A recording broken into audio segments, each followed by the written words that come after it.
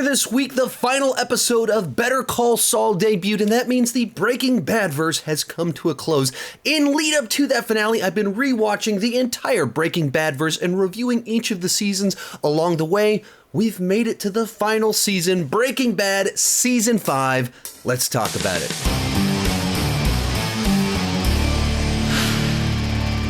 Hi, my name is Sean, and I love to talk about movies and TV way too much. With that in mind, go ahead and join me down below in the comment section. Share your thoughts on Season 5 of Breaking Bad. This is a spoiler review. Feel free to spoil away down below in the comments. No spoiler warning required. If you haven't watched Season 5 of Breaking Bad, go watch it. Do yourself a favor, and then come in and join in this conversation as well as the larger cultural conversation, because a lot of people have watched Breaking Bad, and it ends really well. You won't be disappointed.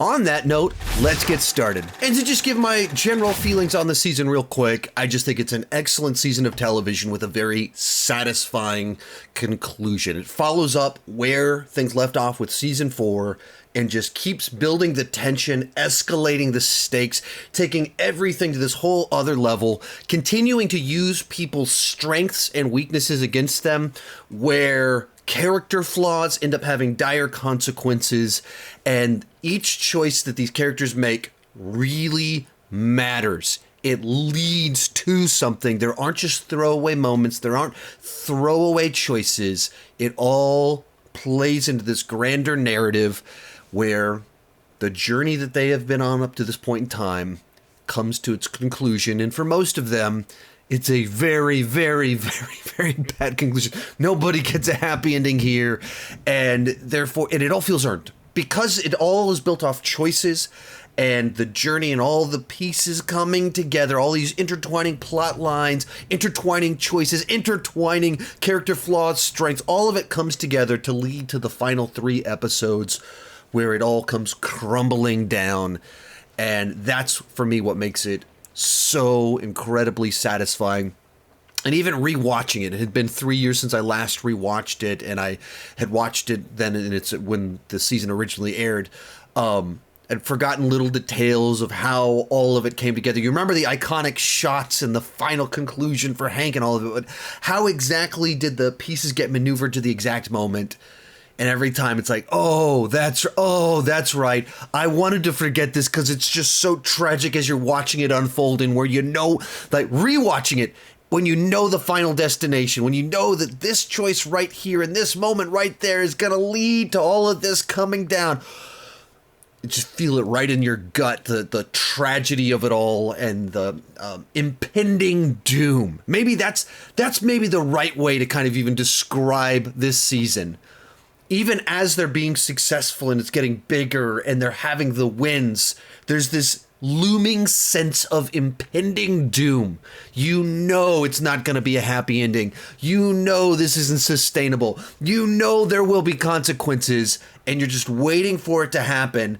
And you just reach a certain point in time, really, I guess the midpoint, where Hank realizes who Heisenberg is, and you just know, oh, it's all about to just crumble and fall. This is not going to be good. And it just lingers in that. It's just so well done. I find the conclusion, the final episode, so satisfying. I watched it the night that it debuted.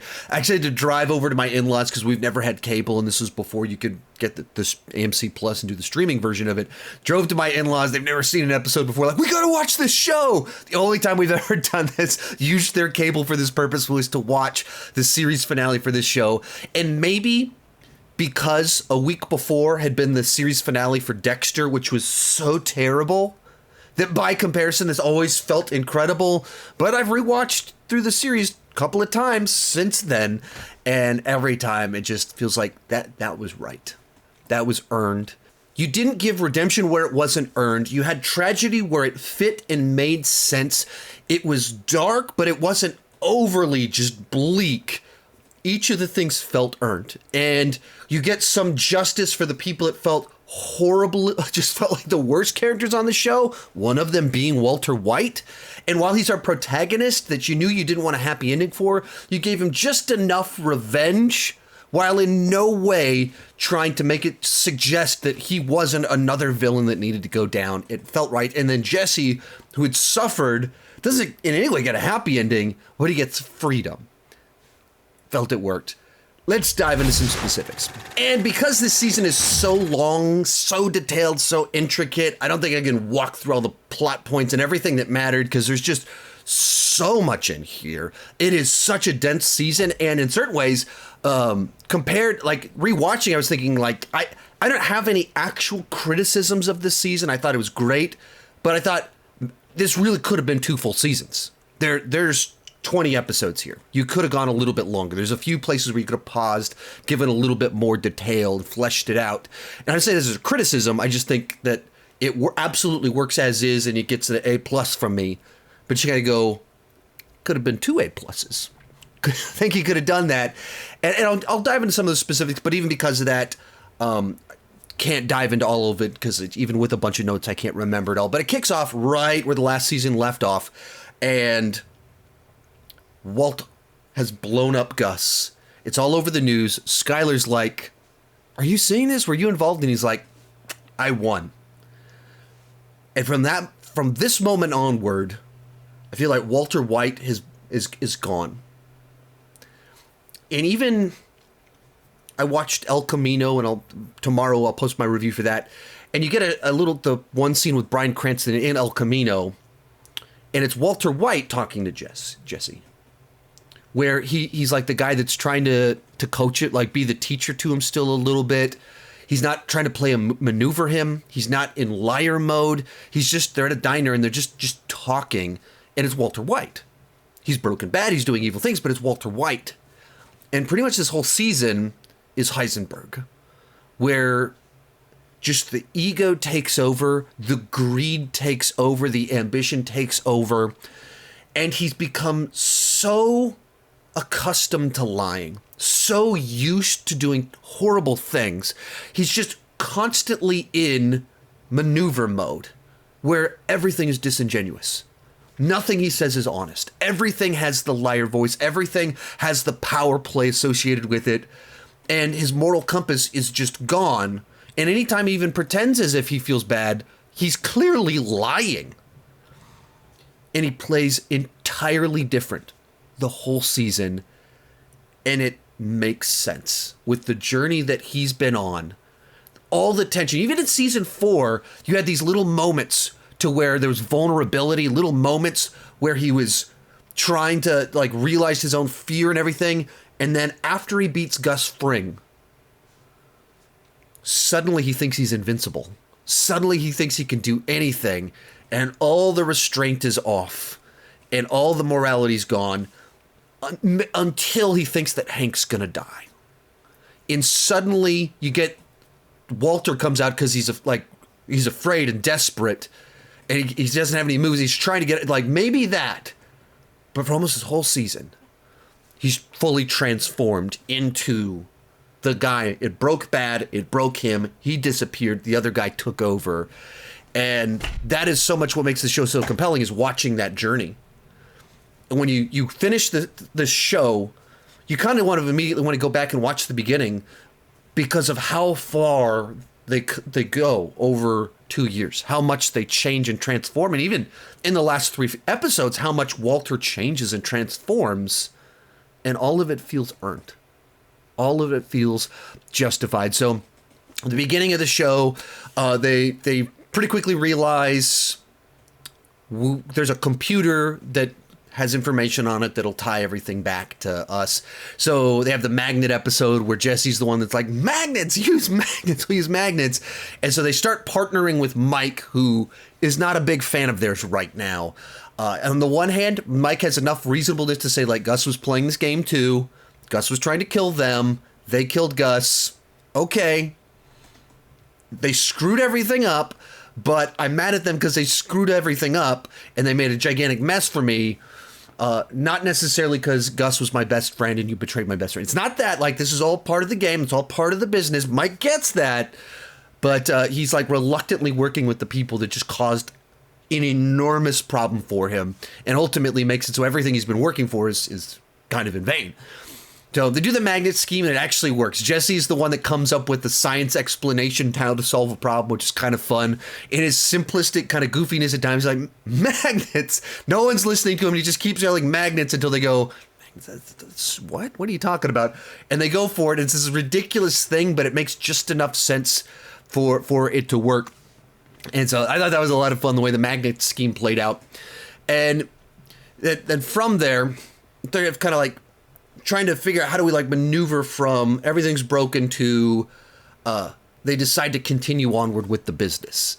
And so things shuffle around. They want Mike to run the business side to it. Well, they do run the cook side to it. Mike doesn't want to do that. And so they start to introduce some of these other plot lines going on where Mike becomes a much more fleshed out character, even in only being in half this season. It gets much more elaborate of who Mike is, like how he's wired. What does he value? Why is he doing all of this? That lays all the groundwork for him to be this character that you want to see a prequel for in Better Call Saul. And everything that happens in this season is so dramatically more tragic when you've watched his transition, when you know his backstory and why he's doing all of this, and all the things that happen to him, all the things he can't do, all the things that happen to the people he's trying to protect. So much worse when you've seen Better Call Saul. So Mike realizes that all the money that was supposed to go to Gus's guys, they're not going to get it. And both he feels they should be paid because they did their work, they deserve the money. But likewise, there's no reason for them to be quiet if they're not paid. So there's several kind of things going on here. Mike, decent enough guy, as well as practical side. These people need to be paid. That's the right thing to do. They don't deserve to be killed. They signed on for the risk. The risk was they were going to be paid. We need to make that happen. And then you have business lady, evil business lady, who wants to kill them. It has kind of this whole subplot in there where Mike's going to kill her, but realizes she could be important to make some things still happen in the mix. So it's like a nice little addition to the show of how to add a character in that you hate, but is useful, that can expand this thing to this whole grander, bigger scale. And another thing that, like, once you see Better Call Saul and realize everything that Gus was doing and how built out this whole infrastructure and had all these connections, Better Call Saul is so much more than the origin story of Walter White's lawyer. That's one piece to it that's incredibly compelling. But it's also, how did all this infrastructure get built that Walter White uses? What was all the deal with the rivalry with the Salamancas? How did Mike get pulled into it? It's so much more. And this season lays the groundwork for the prequel show. And so Mike ends up deciding he will work with Walter White because he needs to pay his guys off.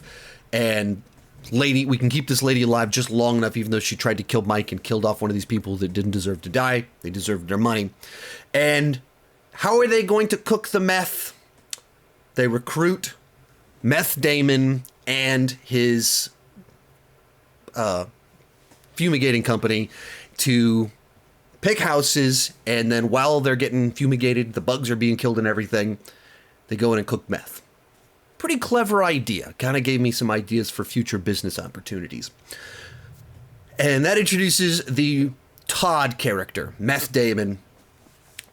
What a great character. And I think the character is compelling no matter what, because Jess Plemons is great, and he's just as written and performed. On the one hand, so disarming in his natural personality and how he interacts with people, just seems very childish and naive and simple. And then also a sociopath that kills a kid, doesn't blink about it, and then goes, oh, the kid caught a tarantula. I can take that with me. And as we learned in El Camino, he literally kept the tarantula, took it home, put it in his little terrarium, or was that what they called? Like, he just kept it. He's just like, oh, look, that's pretty cool. Kept a little souvenir.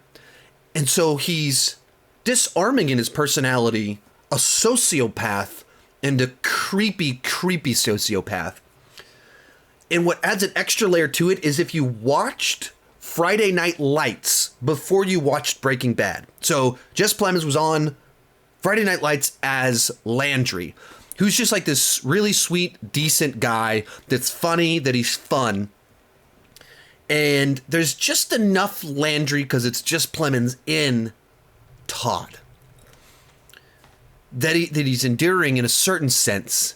He's so simple, and that he has that same friendliness, kindness in a sense towards people. And then he'll kill kids, he'll kill a mother, and he'll talk about it like it's no big deal. And breaking into El Camino category just a little bit, but like he kills, he's taking care of a dead body with Jesse. Just kind of turns to Jesse like, the right thing to do, hey, did you want to say any words? It's a beautiful sunset. Do you want to say any words? And he's saying this to completely remorseless as to what he did, but he's trying to do the decent thing in the moment, which is such a disturbing combination, such an unsettling, weird thing to do, to be like, she deserves a proper burial. Want to say any words, but not caring that he killed her. And his whole character's designed that way. And he's like putting Jesse in a cage, but he's also like, hey, we're buddies. We're sharing a cigarette. Hey, man, I saved you some ice cream. Todd, the total creep, and wonderfully played, perfectly played by Jess Plemons. And like I said, if you brought in Friday Night Lights as your point of reference for him prior to this, which is like I had just watched through all of Friday Night Lights, and then, oh, look, Todd's in this. Or Landry's in this. It's this guy named Todd. When you first meet him, you think, oh, he's like, okay, he's a criminal, but he's got just enough in there, and you play it one way, and then you get to the train heist. Totally remorseless over it.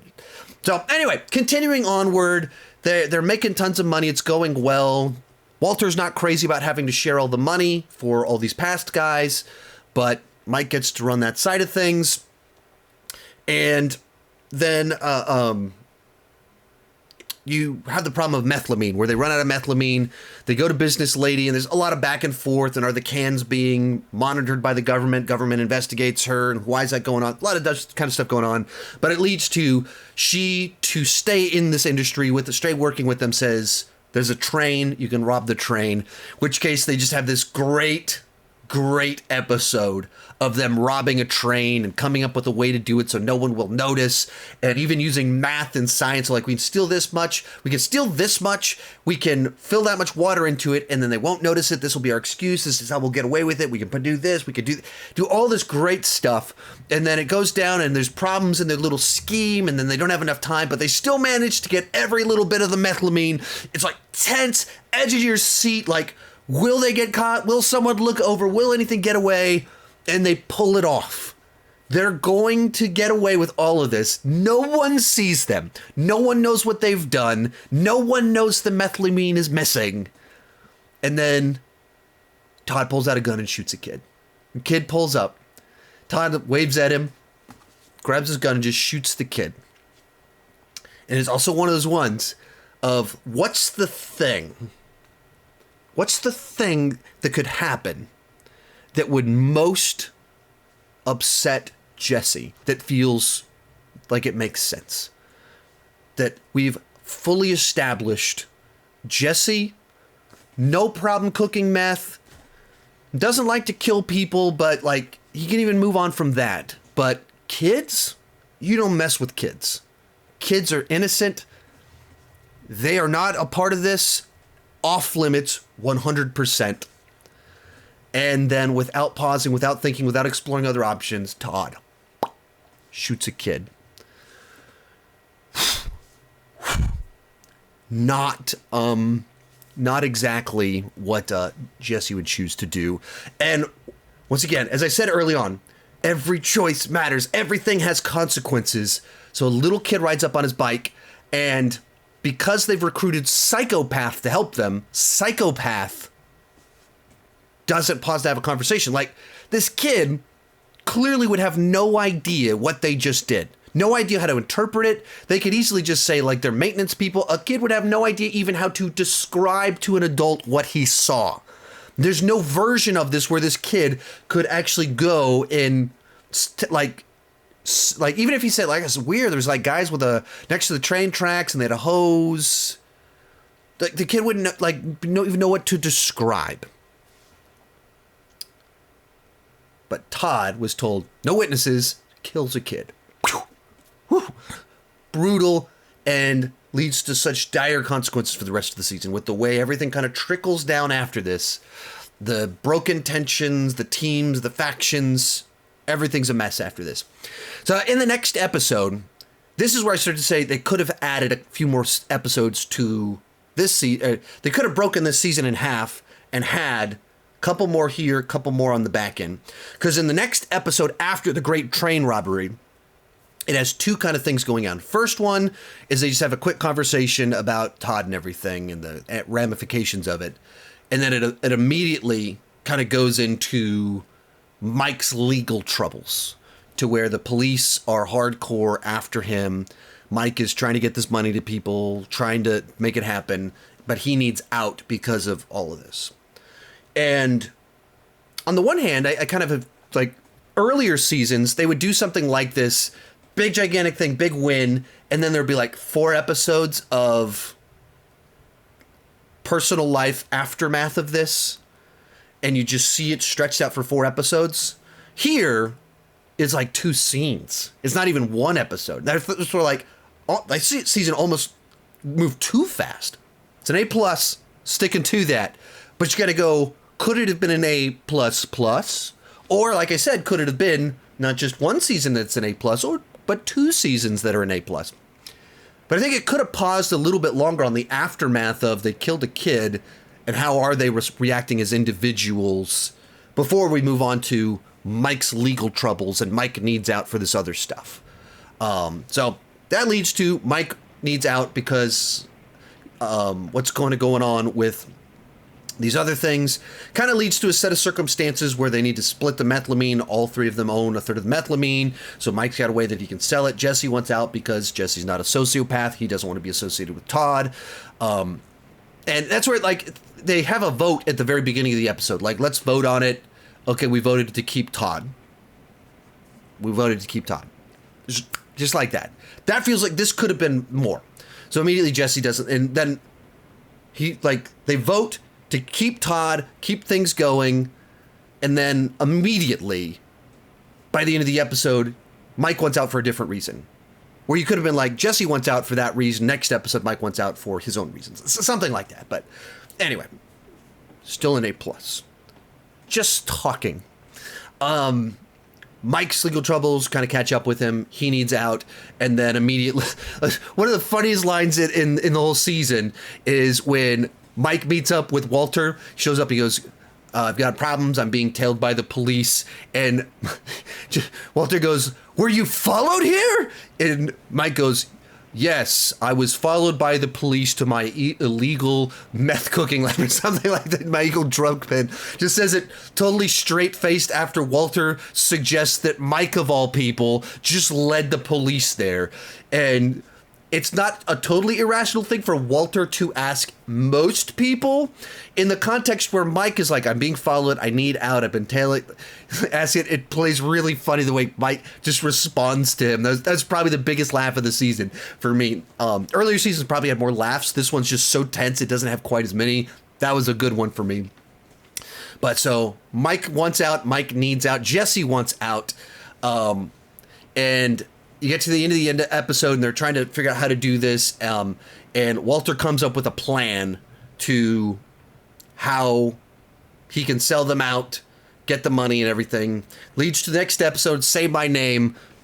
Gut-wrenching episode. Kicks off with this great scene in the desert where the guy that they're trying to cut a deal with to buy some methylamine is like just talking down to them, not cool. And then Walter White walks out in like peak Heisenberg of just tells him exactly what they're going to do, why they're going to do it, like just talking down to him. And then at the end of he's like, say my name. Heisenberg. You're goddamn right. Peak Heisenberg right there.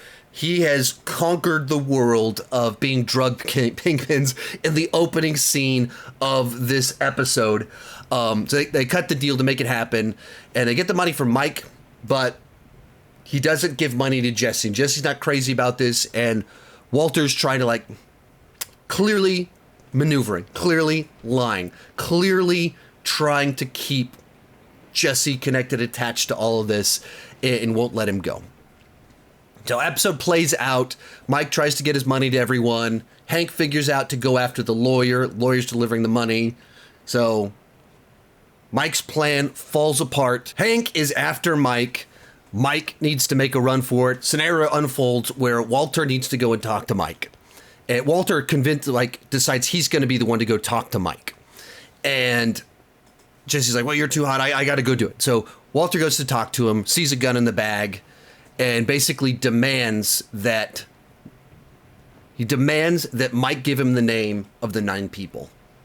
So you got to give me the names of those 9 people. Walter, of course, plans to kill them. Mike wants to protect them. He's like, I'm not going to do that. And Walter gives him the bag of money. Then eventually runs over, shoots Mike because he won't give him the names. Out of the frustration, all of it, Walter kills Mike, even though he really didn't need to. So you reach this point in time where Walter is just so corrupt that he can kill someone he was just working with.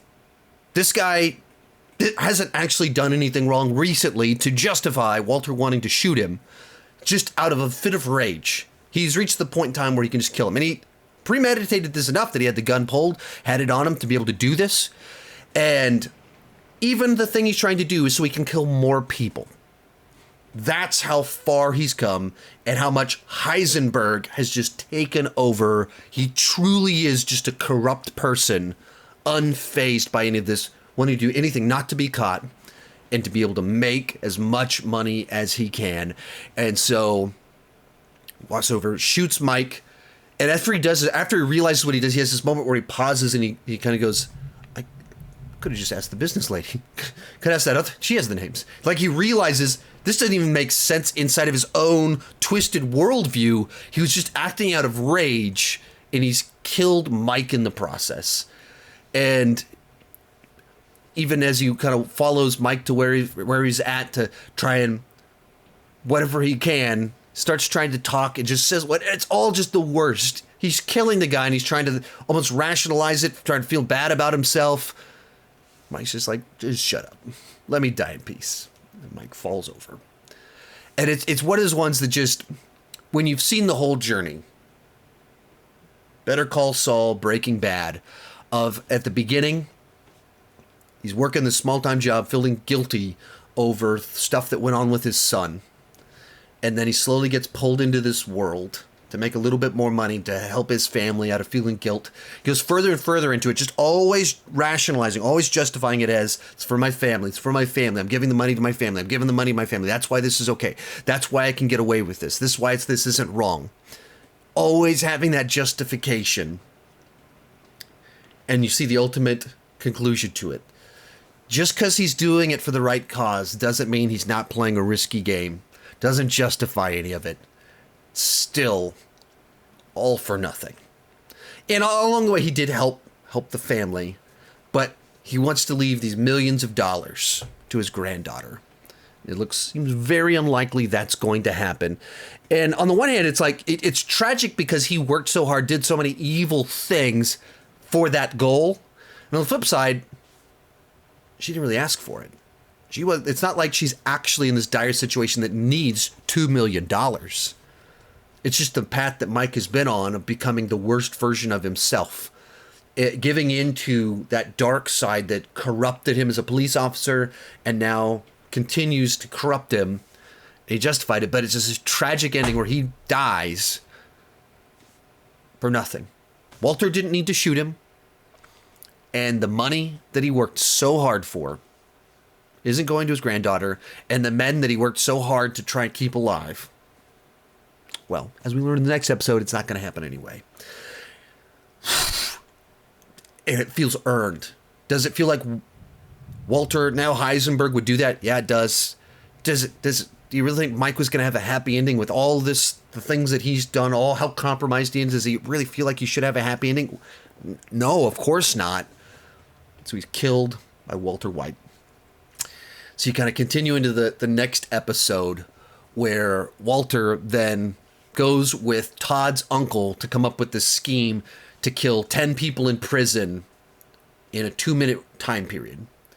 And they come up with this master plan to like pay as much money as you need, but you figure it out, or my money's going to someone else. So they figure it out, and they end up killing 10 people in 2 minutes.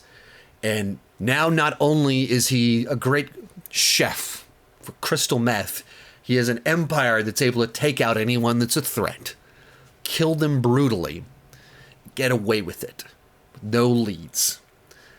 And this episode is another one where we kind of go, this could have been 2 episodes. There could have been an episode dedicated to killing people in prison, an episode dedicated to the empire and retirement. So in here we have, they get away, they kill all the people. Now there's no one to talk. That's it. That could be an episode in of itself. But that's the first half of the episode. And the back half of the episode is that they continue with the Empire, where Walter works with Todd and Uncle, while business ladies like, also we can sell to Europe. So, and Walter cut the deal with the guy for Phoenix. All of a sudden, and Walter isn't sharing it with Mike. He's not sharing it with Jesse. He's the main guy. He's paying Todd, and there's a lot of people making also getting rich off of this, but he's on top by himself, raking in insane amounts of money, continuing on that Heisenberg peak moment of confidence. That episode before, peak business empire. He did it. He did something at a grander scale even than Gus Fring, though Gus Fring was the one that put all the infrastructure in place, built the connections, and got it all set up. But Heisenberg won, so he gets to take advantage of it and make bukus of money. And so Jesse, or it's kind of as a time, not Jesse, Walter has a time jump in here where it just shows months going by, cooking through all this methylamine, making all this money, millions and millions and millions of dollars, getting this incredibly successful. And then he decides to retire. And he's going to take his money. They have this scene where Skylar takes Walter to this storage unit just filled with money. She's like, I can't even count it. I don't know how much it is. There's no way we could launder this. There's no way to do it. We can't spend all this money. What more do you want? What more do you need? And so he decides, all right, I guess it's time to get out. And so he decides to retire from the business with $75 million. And that's where so much of it is every choice matters. So Walter cuts a deal with Todd. So Todd is no longer just errand boy that they don't really trust because he's psycho, because the other people kind of kept him in check. Walter thinks he can get away with anything. So he's working fully with Psycho Guy and teaching him to cook crystal meth. He's fully in on it. And he's partnering with Todd's uncle, who is able to orchestrate killing off 10 people at 2 different prisons. And so you kind of move these pieces into place, people into place, to where this can get really complicated. Walter retires, and there's all sorts of other people in motion for how this can go really, really, really, really, really, really, really bad. But Walter retires. He's done, and he goes home, and they have this little like party where Hank comes over. And you're thinking like, okay, and the way this was done, this was the mid-season break. There's a year gap between the halves of the season. And so it's kind of like a season finale. So it's kind of is 2 seasons. It's like 2 mostly full seasons. Hank goes into the bathroom and just looks over, sees a book, starts flipping through it. and he sees this quote. He sees GB. His brain starts going, wait a minute. Whitman? Whatever the name is. Get my name mixed up. Talking off the spot for too long. But thanks to a conversation where clearly there's a note written from Gail Bedecker to Walter White. Walter White's able to explain it away. Here we are. Here's the quote. Here's the book. GB, WW, Walter White. I'm in Walter White's house. Season ends. Hank knows who Heisenberg is. So little choices. In his arrogance, Walter White puts the book right there where someone else could see it. Not a ton of people, and it's not like he has 1 million people over at his house. But in his arrogance, just feeling a little bit too comfortable, a little bit too confident, not being afraid of the fact that he has a DEA brother-in-law that comes over frequently. So, gets left there. And that's how it all comes crumbling down. So I said that last sentence. I was almost done with this video, and then the card on my main camera died out. So I thought I'd just switch over for the webcam and give some closing thoughts, a few things I missed out on, and tell you that I meant this all to cover the whole season in one video, and then there's a lot to cover, and I'm never short-winded. Despite what I said at the beginning about talking quickly, yeah, that's never going to happen with me. So went a little bit long, so I guess it'll be 2 episodes since the season does have 2 halves to it. But one more thing I wanted to talk about in here is that you also have this whole plotline threaded of Skylar. She is just waiting for him to die. She realizes, wait a minute, Walter's gone. He's not trying to just cook crystal meth to pay the bills. Like, this is something else. All the stuff where I was worried about him, he really is the danger. I mean, he was right when he said that. He's the bad guy. I can't have my kids around him. And so she kind of gets to this snapping point. So sends the kids off to live with Hank, who they're trying to figure out what's going on here. Why is this so escalated? And Walter tries to use her affairs to like explain what's going on. And it's all just, classic Walter moves, but other element kind of going on here that gets pretty important when you move into the back half of the season. But Skylar's out, just wants him to die so she can move on. So, like I said, I thought I was going to be able to cover both halves of the season in 30 minutes. I don't know why I thought that would never work for me. I'm too long-winded, way too long-winded. So here we are with, I'll have an additional video, I guess. But at the same time, I also should have my ranking for the Breaking Bad seasons tomorrow. Breaking Bad, Better Call Saul, El Camino, all in one video. I think that'll be tomorrow or it'll be on Sunday, depending on how things work out. Thank you guys so much for tuning in. Check out my other reviews somewhere around here. Keep talking movies and TV too much. Bye-bye.